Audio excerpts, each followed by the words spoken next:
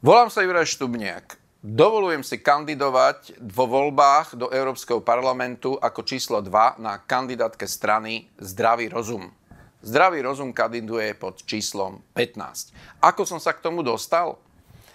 No, priznám sa, že oslovila ma hlboká myšlienka. Janko Baránek ako zakladateľ tejto strany mi povedal vec, ktorá sa mi dostala priamo pod kožu. Spýtal sa ma: Ďuro, čo povieš svojim vnúčatám, keď budú trpeť, uzimené a hladné niekde v jaskyne za 20-30 rokov, kam ich doženie tento bláznivý Green Deal? Ďalej nepovedal nič. A ja som si vtedy uvedomil, že je na čase vystúpiť zo svojej komfortnej zóny, prestať sa schovávať vo svojej vlastnej pivnici, natáčať si v pohode a v teple svoje videjká a pozerať, koľko ľudí ich pozerá, komentuje, diskutovať cez sociálne siete, že treba výjsť a, ako sa hovorí, vystrčiť sa na mráz. Tak som tu a prikladám ruku k dielu. Prečo? Lebo naozaj Green Deal je jedna škodlivá ideológia, ktorá je absolútne odtrhnutá od fyzikálnych zákonov. Fyziku som mal na škole veľmi rád. A tým, že som ďalej pokračoval v štúdiu na elektrotechnickej fakulte, tak ma to sprevádza celý život.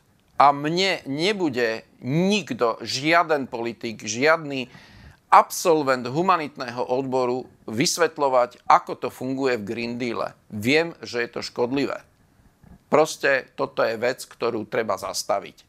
Nie som proti ochrane prírody, som aj aktivista, ktorý už, dá sa povedať, skoro 10 rokov bojuje za odstránenie skládky a hlavne následkov skládky toxického odpadu v mieste, kde bývam, v Bratislavskej Vrakuni.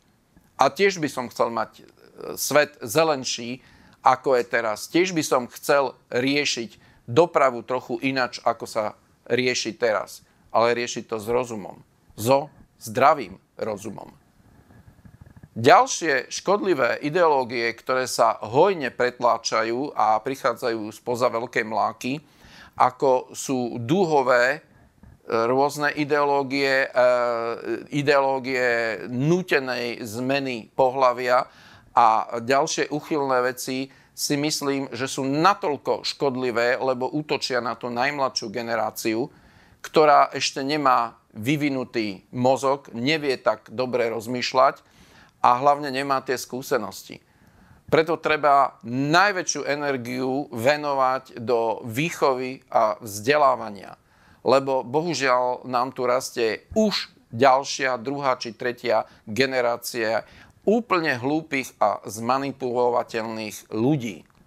A toto bude naša smrť. Ja viem, možno si niektorí kladete otázku, prečo chlap, ktorý je v dôchodkovom veku, sa radšej nevenuje záhradkarčeniu. Apropo, tú záhradu tiež stíham, ale nič moc to nie je. Robím to pre vás, moje vnúčatá. A možno, keď sa niekedy dostanete k tomuto videu, tak to pochopíte. Ďakujem za sledovanie.